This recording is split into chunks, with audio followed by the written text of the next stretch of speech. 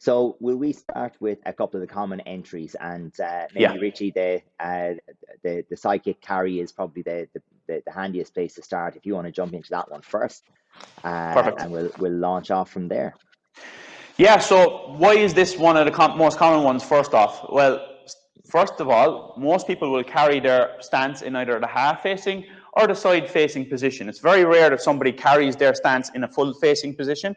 So, of course, naturally, the sideline kicks are going to be ones that will show up predominantly to get you into that contact. Not only that, but it's a very safe kick in terms of your body positioning. So when you throw a side kick, you can see that a lot of my body is kind of protected, and it also a very powerful kick, of course. Not only that, but you have a lot more options in terms of where you can bring the kick. So you can see here, you can bring it up into hook, you can bring it turning kick. You have options, you can double up with it. And of course, if you land your feet correctly, you can land into hands, or you can almost use it to lead you in to push forward.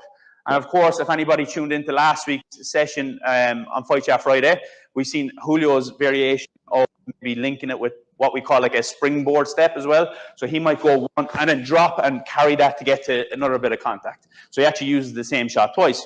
So I guess we'll look at ways of carrying first. So maybe we will look at ways of doubling up first, and then maybe Adrian will look at some ways of separating techniques, maybe linking hands off the front entry and things like that. So first off, when you carry, one of the biggest things that I have for people on this is when you carry, try to have your foot position in line with your opponent. So I've spoken about this before. Try to lift in this type of a fashion as best you can. It's like a side rising kick with the knee bent. Why? If you have your knee in this position, if somebody comes in and closes the distance really quick, you're very much limited and your leg is going to be restricted in terms of how you can use it. So it's best to have your attacking tool always facing, because if all comes to all, you can always move back and then have your attacking tool ready or move forwards. So that's the first thing that I want to kind of give you a bit of feedback or a bit of context behind that. Second thing is the standing foot. So the more you can turn your standing foot, then the more you can turn your hips and carry a little bit more with ease, okay? When we're looking at linking shots off the side kick, it's probably best to keep your posture relatively upright if you can, at least as best as you can. Why?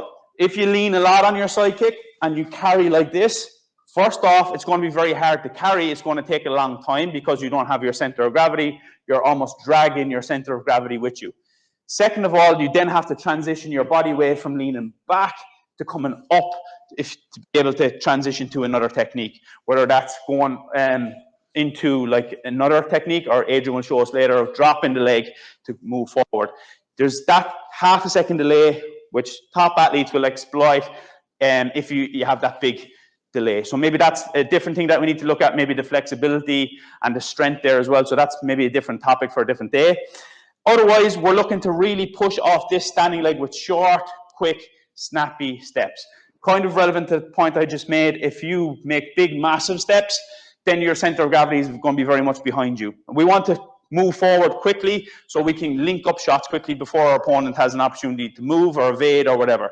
So when you're moving, you want to have nice, short, snappy steps that come along behind you, keeping this standing leg underneath your hip as best as possible, as opposed to having big steps like this. It just takes too long, and then it's hard to transition into a link-up shot, as we suggested earlier on. So besides that, then the other thing that we need to look at is the hand position, especially if we're going to hands. But for what I'm going to talk about here is going to be linking up legs. So when you're linking up legs off the same leg, it's important that maybe you have that center of gravity like we spoke about with the posture. So as you're going here, one, I'd like to have this leg with the knee high. If your knee is low, then you have to transition up. Yeah, so what we want to do here is keep this knee as high as possible. So as we can go from here, you have the option to hook, turn, or even go side kick again.